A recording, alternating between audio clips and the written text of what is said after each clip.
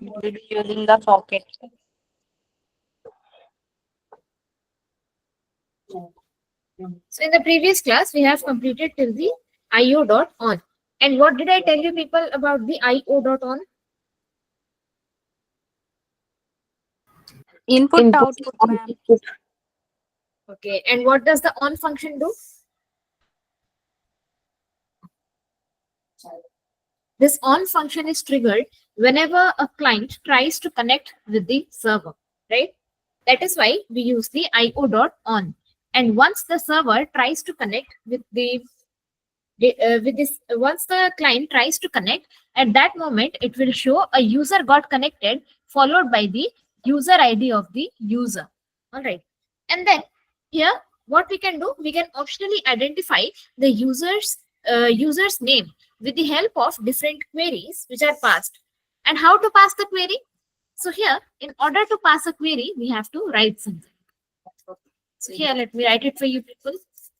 Optionally identify the user from the query parameter. Right. And here I will create a variable that is const user ID is equal to, here I want to write some of the things. First I will write socket dot, here I will write handshake. And now what do I mean by the handshake? This handshake carries some specific data about the socket. And what are the data? Those data are the metadata. And now what do I mean by the metadata? These metadata are the data about whichever data is being shared. Say for example, the user ID, the user ID, timestamps, etc. These all things falls under the metadata. That is why we provide the handshake. You can also take the analogy of like whenever you people meet someone, what do? You handshake with them and then you tell your name to them, like what your name actually is. So that's the same kind of thing which is also happens when a user tries to connect. After the handshake, we pass the query. And in the query lies our metadata. And what is that data? That data is going to be our user ID. Understood this line? Can you please zoom in? Okay, sure. Yeah, is it visible now? Yes, ma'am. Okay. You all understood, right? Just reply me with a yes or no. Yes, ma'am. All right. So here I will place one more condition on the user ID. And if the user ID is provided, then what will happen? With the help of the socket dot join function, what will it do? It will put the socket inside a group. Say for example, your friend invited you to join a group chat in WhatsApp. All right. So at that moment, what will happen? You will share your user ID. Then at that time, with the help of the join method, you will be able to join that group chat. Understood till this part? And inside the join method, I am going to provide the user along with the ID. So here I will provide user, which one will show the user ID in the terminal. That's it. You understood what is the work of the join method?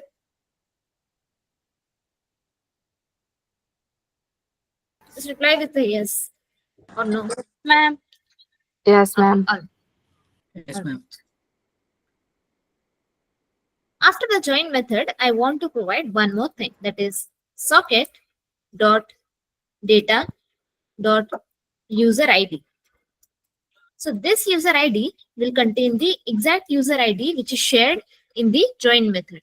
After that, in the console, if the user ID is provided, then it is going to provide us in the console with a dollar symbol. I will provide the socket ID of the user. And then I will provide join which room. Then in order to show the room, I will provide room user. And here I'm going to provide the user ID.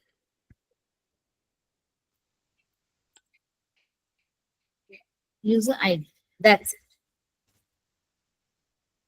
So this is how we take the user ID of the user and make the user join a specific room. Now comes the notification part.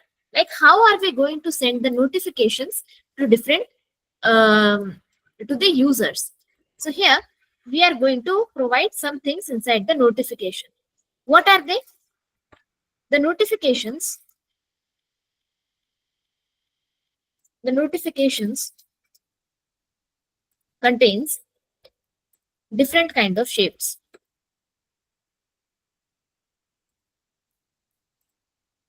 And here, by the shapes, I don't mean rectangle, triangle, or all those things.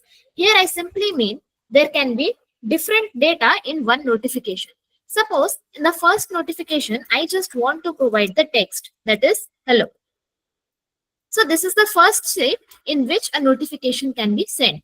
And in the next shape, I can provide the text. This one text. And along with the text, I can also provide the user ID. Say for instance, it is 123. All right. That is a specific user. And after that, I can also provide the room number, like which room number has this specific user ID got joined. So this is how, and this is what I actually mean by the different shapes of notifications.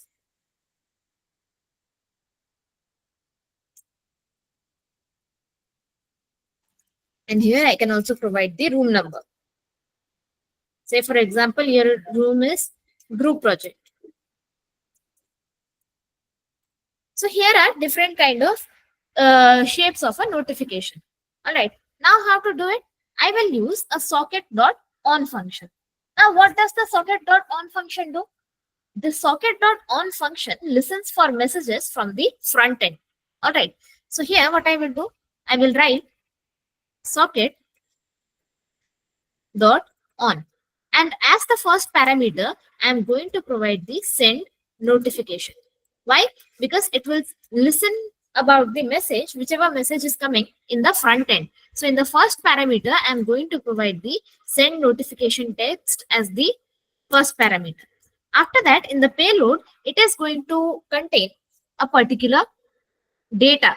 And what is that data? We write the payload at first. Equal to. And then, all right, here comes one more thing. Yeah. Have you ever provided some group project in your college?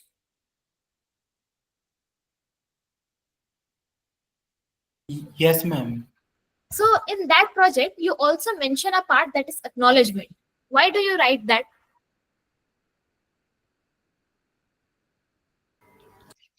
To acknowledge the things that are inside the project. Okay. And whenever you purchase something in a restaurant, you get a receipt back, right? That you have purchased this much of items, for which you get the invoice of the receipt. So what is that? That is the confirmation that you have actually paid the amount inside the restaurant. So how will we confirm over here that the message has actually been sent? So here also we get an acknowledgement. So here comes the concept of three-way handshaking. First one is the SYN, second one is the ACK, and the third one is SYN-ACK. Let me write it for you people. Yeah.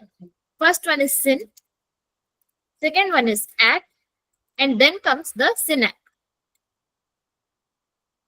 Which means first the synchronization will happen. After that, the acknowledgement or the confirmation will be sent. And after that, the connection will be established. So this one is the part of three-way handshaking, just for the information to you people.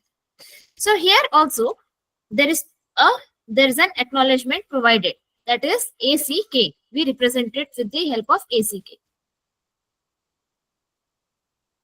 All right. So here inside the notification or the socket.on, what I will do, I am going to provide the shape of the notification. See, here I have written send notification, right? So here I am going to provide the shape of the notification. So for that, here I will create an object notification.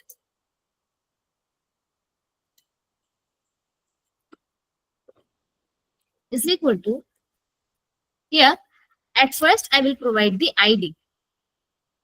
And here, the ID will be generated with the help of the GenID built-in method.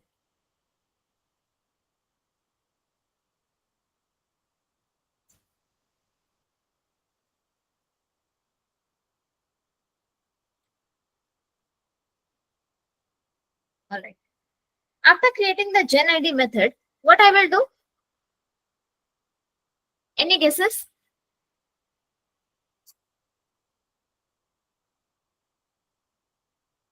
See, there is something known as the notification object that maintains a particular standard. This is going to contain the ID, that is the user ID.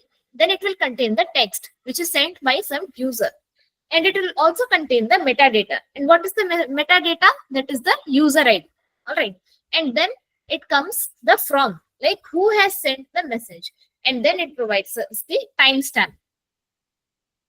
So these are the basic things that we create, that is the notification object. All right. So here I am just have to write what? After the ID, I will write text. And where will it take the text from? It is going to take the text from the payload.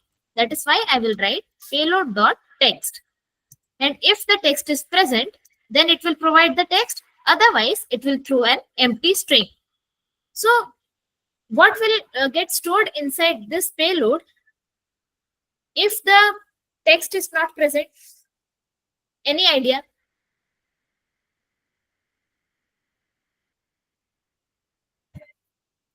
Message.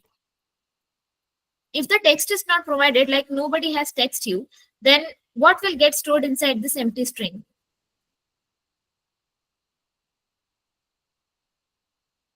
See, inside this object, that is payload, nothing will get stored. That is the empty string. All right, because no text is there.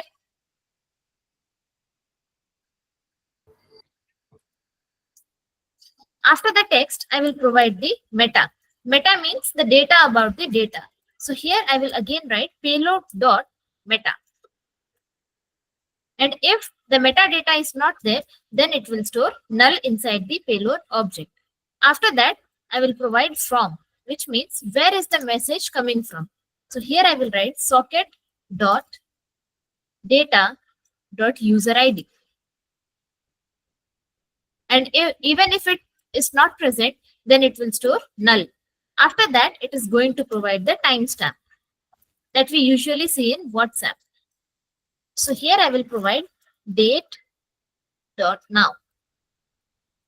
That's it. So these are the data which is sent inside the notification object. All right. And here we will place one more condition. If payload dot to user ID. Now here comes the real life example. Say for example, you want to send a message to your friend.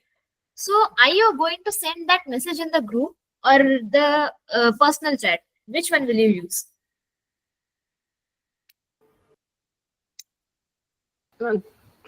For personal chat, if we talk personally. Yeah, exactly. If you want to share some personal information, at that moment, you are going to share it with your friend in the personal chat. And if you want to share some collective information, you have to share it in the group chat. So here, that is why we have placed a condition. If inside the payload, the user ID is only present, at that time, what will happen? We are going to use the io.to method. And inside the to method, we are going to place the payload's user ID, which is mentioned inside the payload. So here, inside the backtick, I will write user. And here I will take the user ID from the payload dot user ID. And how to send the message? With the help of emit method. And inside the emit method, we have to write receive notification.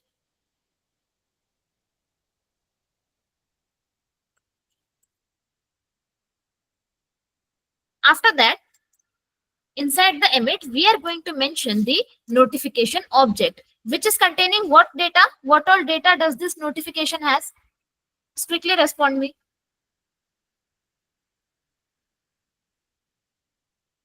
Meta from get Metadata.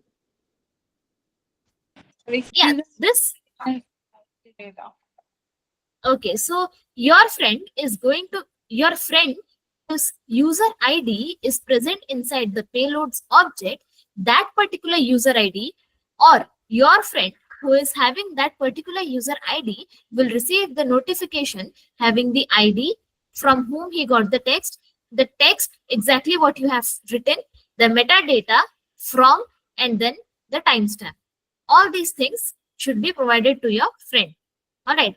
And here, what else can happen if you want to share it in a group chat? All right. So here, what we will place in the condition, we will write payload dot room if you want to share it in a group chat. So here, using the io dot to method, what will I do? I will just write the payload dot room.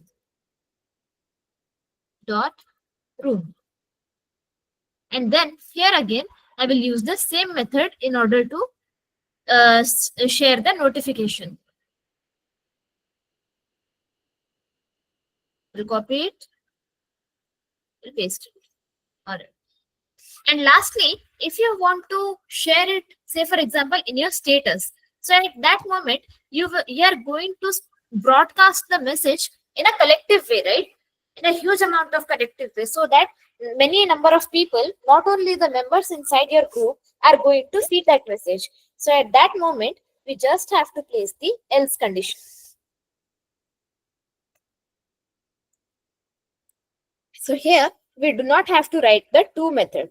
All right, we just have to write io.emit, and inside this, we just write the receive notification and then the notification.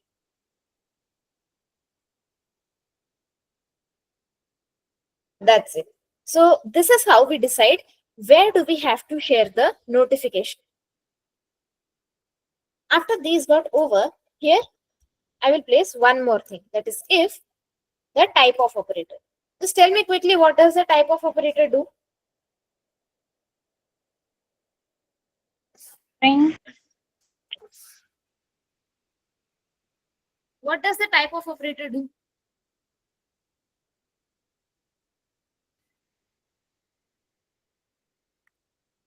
Check the type of this message. Okay, it checks the type of a particular data. So here, what I will check, I am going to check whether the acknowledgement sent back after sending the notification, whether the acknowledgement is a function. And what will happen if the acknowledgement is function? At that moment, here it will send an acknowledgement again. And inside that acknowledgement, it will provide okay, that is true, followed by the room. Which means if acknowledgement is a function, then it will establish the connection or send an acknowledgement inside the room only.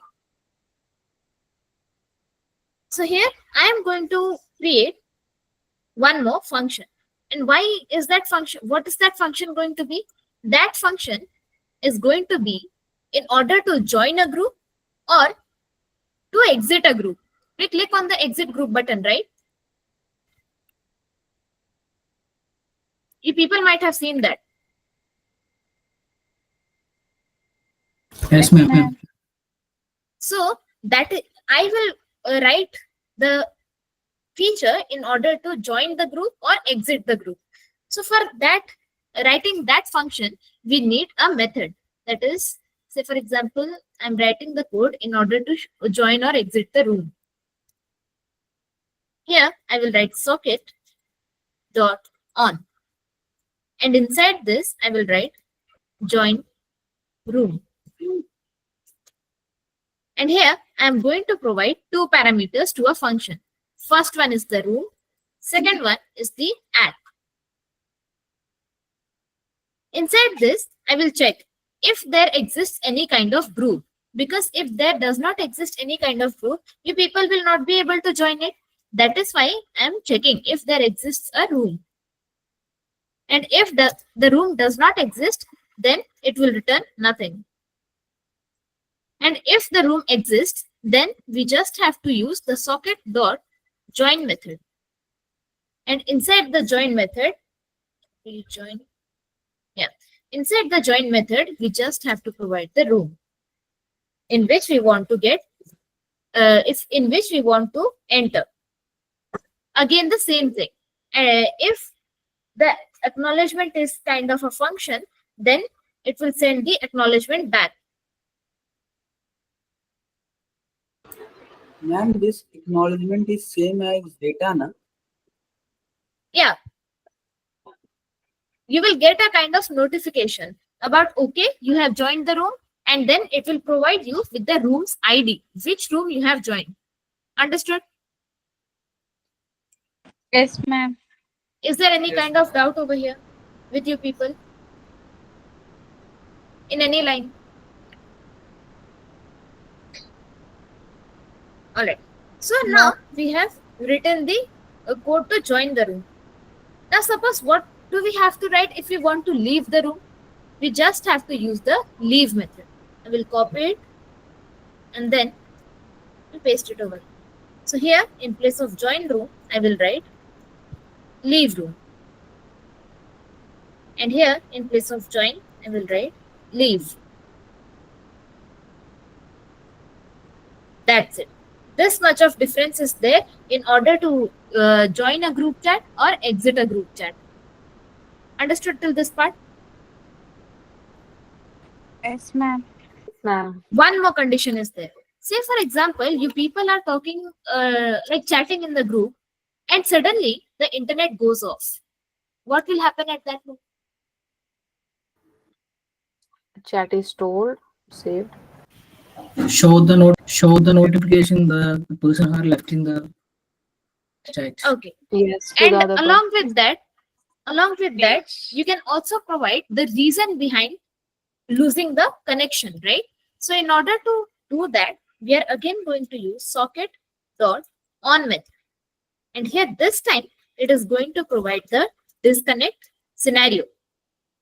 And here inside the function, I am going to provide the reason. And then inside the console, here we will provide disconnected.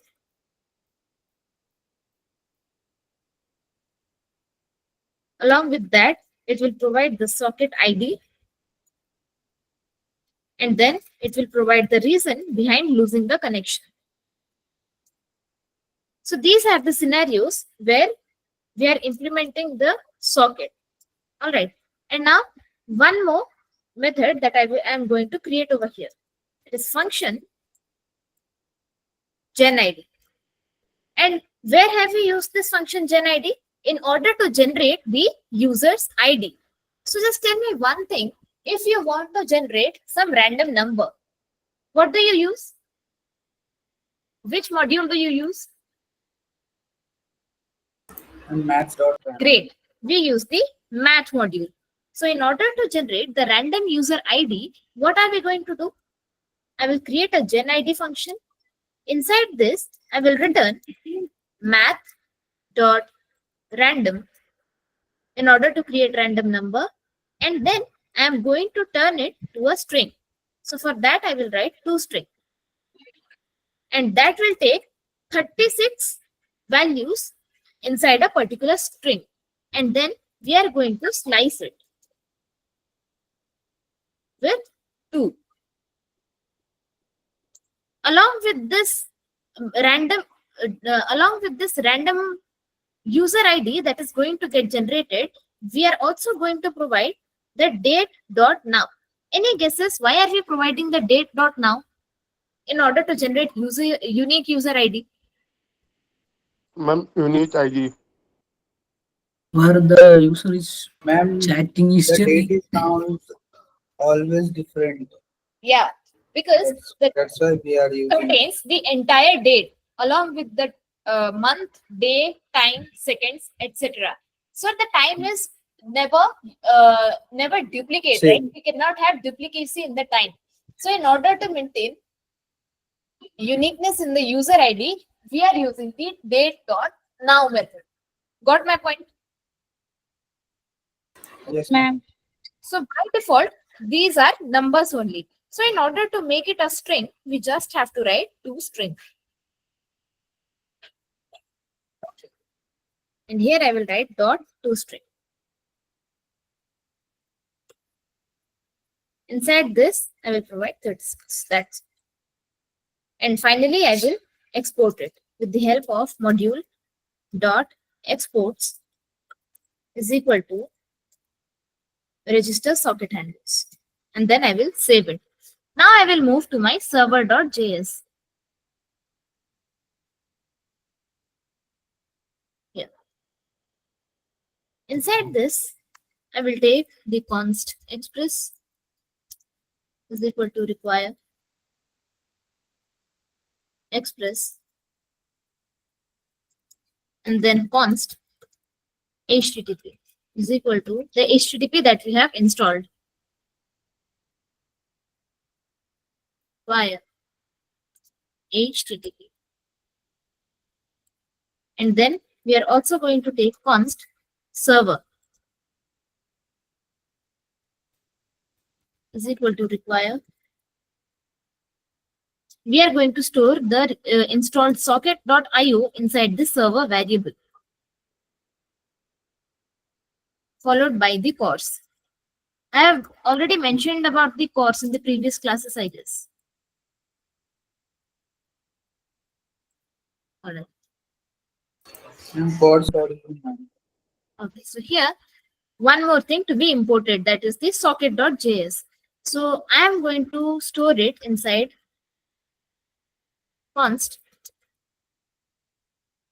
register socket handlers is equal to require.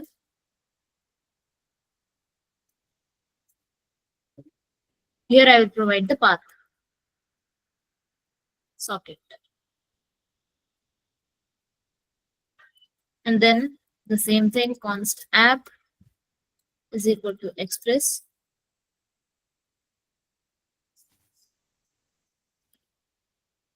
And then const server is equal to, here we will write http dot create server method.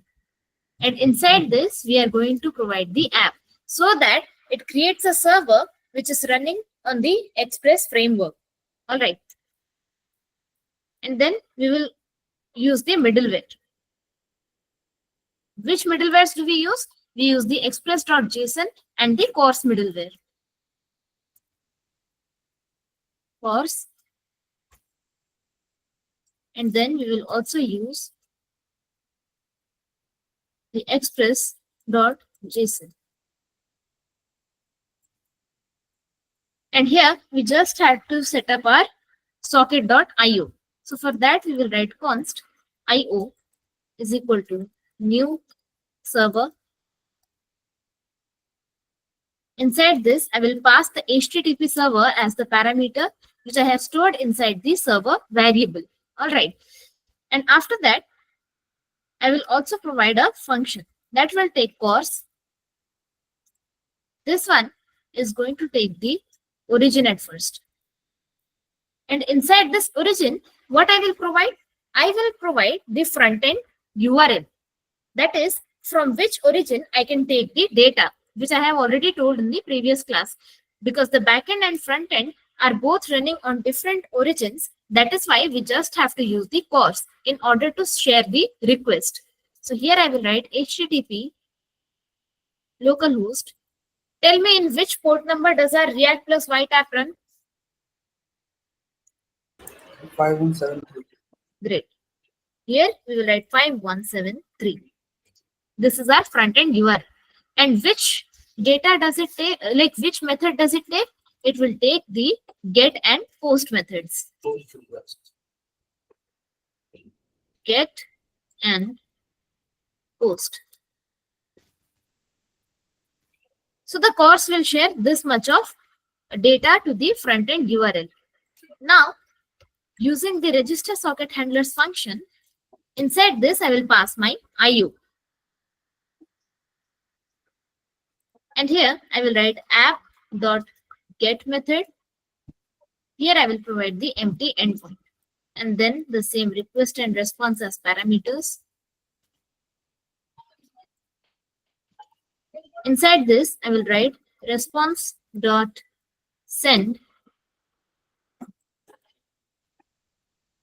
real time API is running.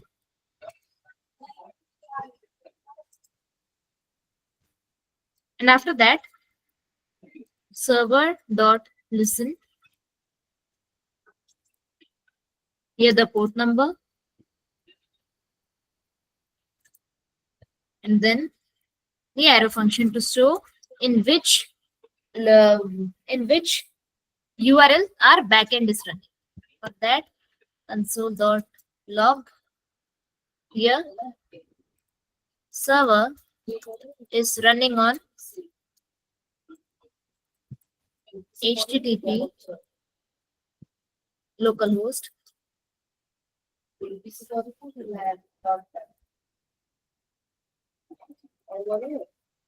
followed by the port number.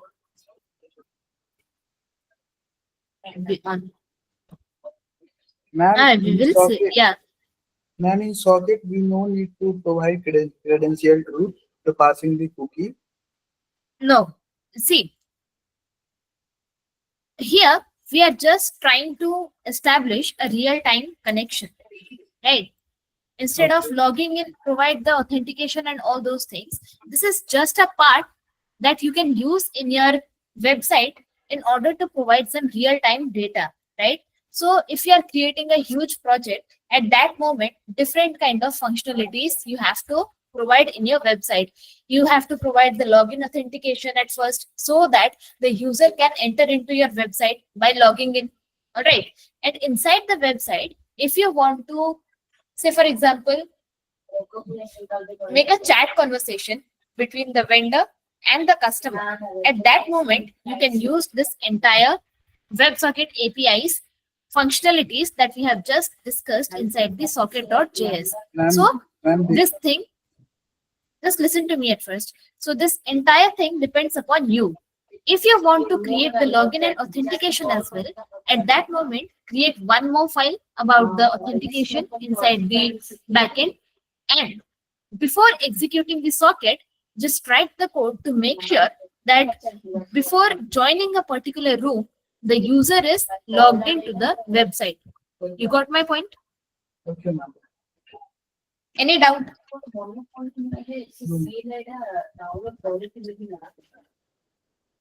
So this is all about my backend. Now, how will the backend receive some kind of notification that some user has joined?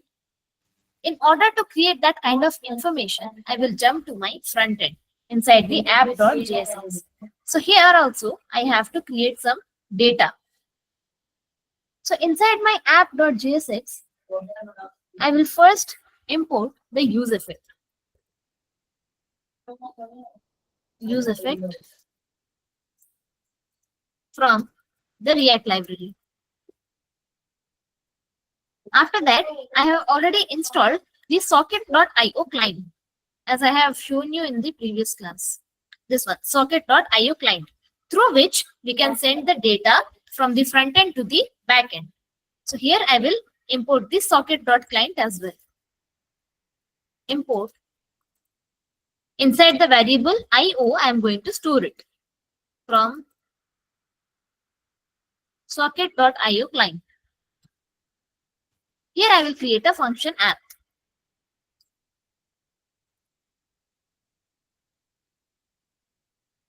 Inside this, I am going to use the use effect.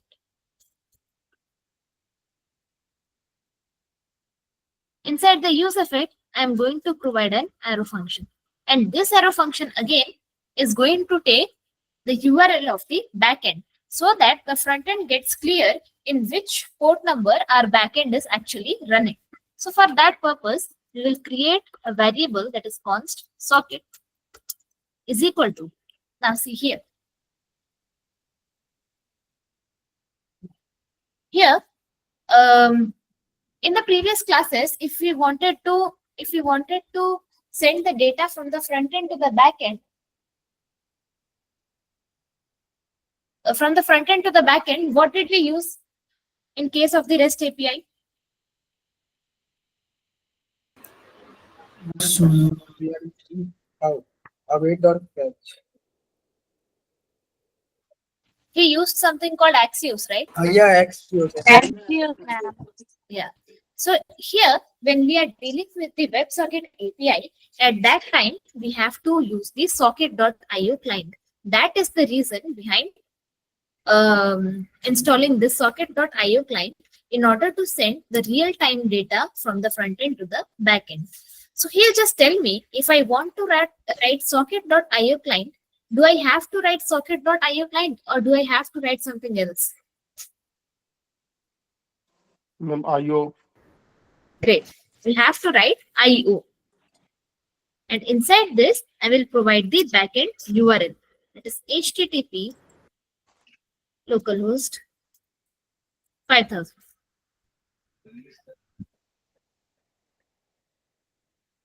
And along with that, we have to pass two things. Actually, one thing. So here as a query, I am going to provide the user ID. So this is the hard-coded user ID. First, this one I will provide as 123, so that it can notify the user which user is actually joining the room. After that, here I will provide socket dot on method again. And here, which scenario is it taking? It is taking when the connection is getting established. All right. So here, when the connection gets established, this function will get executed.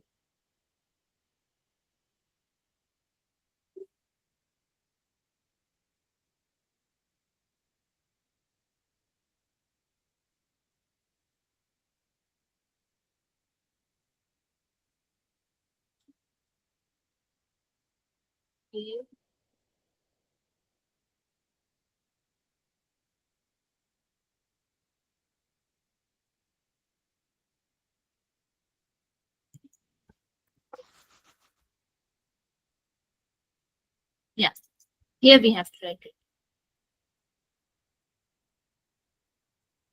So if the connection gets established, then we will receive a message in our console.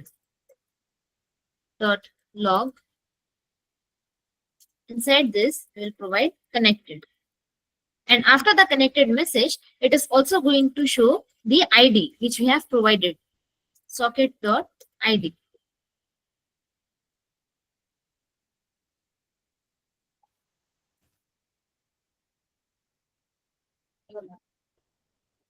So this one was for the connection, when the connection gets established. Now I will create one more socket.on for the case when the user will get the notification.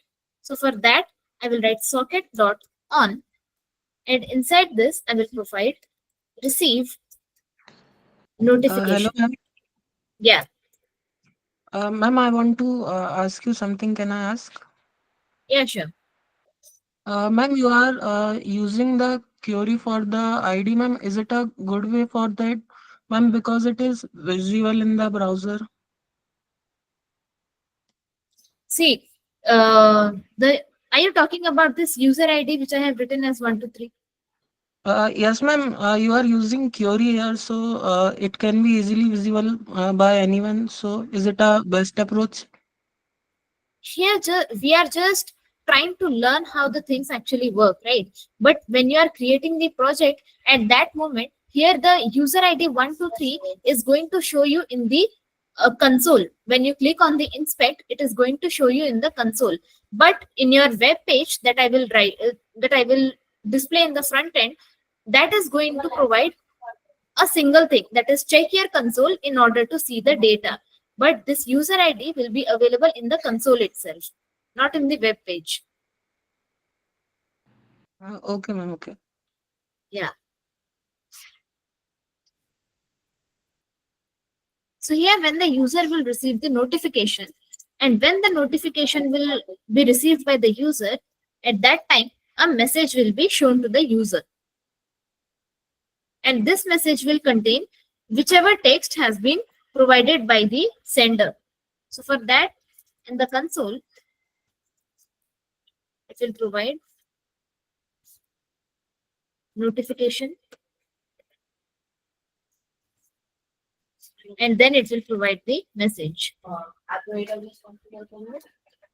And here comes one more thing. So this one is the receive notification, and now I will create the send notification. So for that, I will write socket dot emit, and here I will write send notification.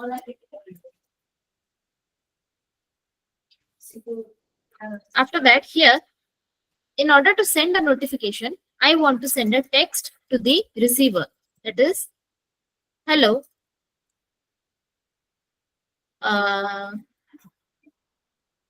For example, I want to provide hello Shania. After that, here I will provide an acknowledgement.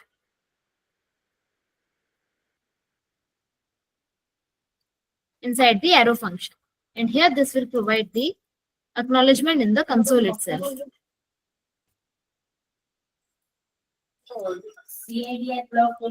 Is it? That's it.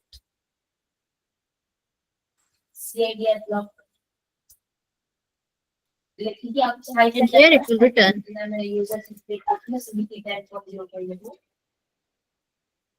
an arrow function.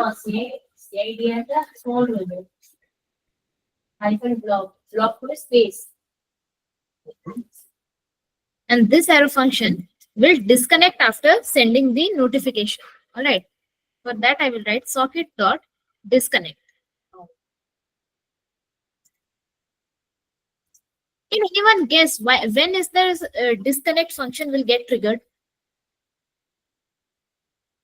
It is very easy to guess. The connection were lost, internet connection were lost. You people can see on your screens as well. When we click on this red button, the connection gets lost, right? Yes, ma'am. Yes, And ma'am. whenever my Wi-Fi will go off, at that time also the connection will go off, isn't it? That is why we use the socket dot disconnect. And inside this, we will provide an empty array. So there are different ways of providing array inside the use effect as well. If we are providing empty array, then it makes sure that it runs only once after the component mounts in the front end, right? And this is good for the API calls. Say for example, if we do not provide any array, at that time, this use effect will be run after every render. Like how many times we are going to render different things, that number of times the use effect is going to run. But that is not a good practice when we are dealing with the front end. And say for example, if we are providing the array with values, so it will run whenever those dependencies are going to be changed or the values for that particular data are going to be changed. So these are the three case scenarios of providing array inside the use effect. And then finally, what I will do, after this use effect, I will return a header inside my web page, which will say check console for notifications.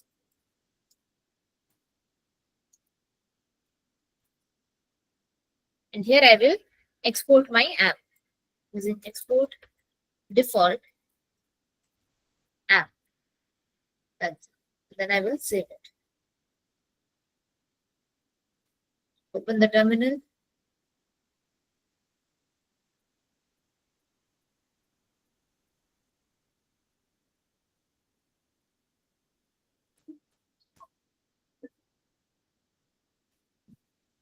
Here I will go to my backend. This side I will run the front end.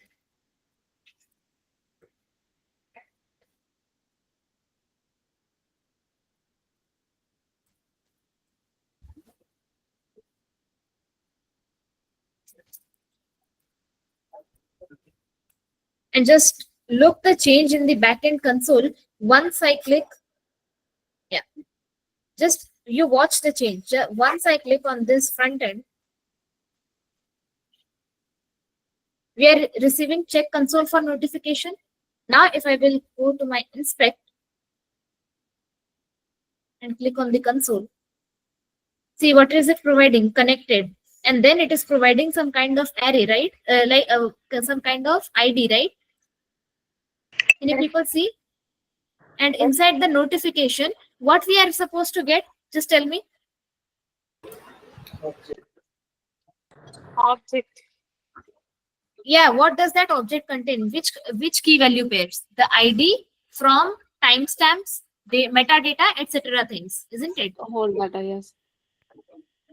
See, from ID from 1 to 3, because we have set the 1 to 3 as user ID from the front end.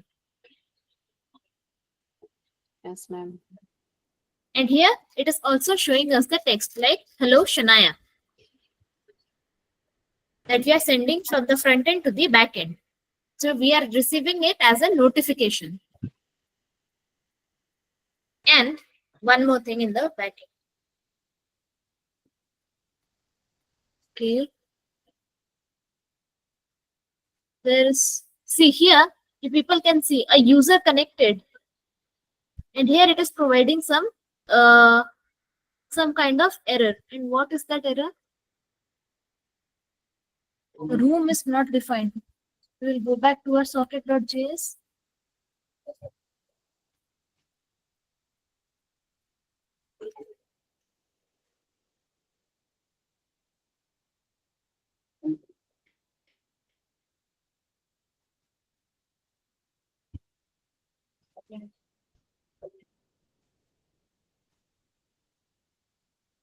Okay, it's provided over here, room inside the parameter.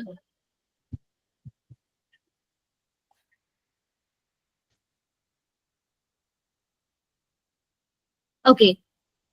Here, we haven't provided room. Can you people see? In this case, if it is the array is kind of a function, then it will provide function only. Okay. Notification. Save it. Yeah, see. The user ID, this one is the same user ID which we people can see over here. Isn't it?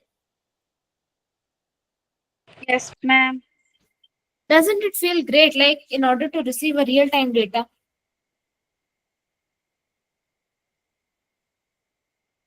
The user ID is not same here. The user ID is different. The user which is showing over here, that is 123, is actually the user which I am sending from the front end. That is 123. User ID 123.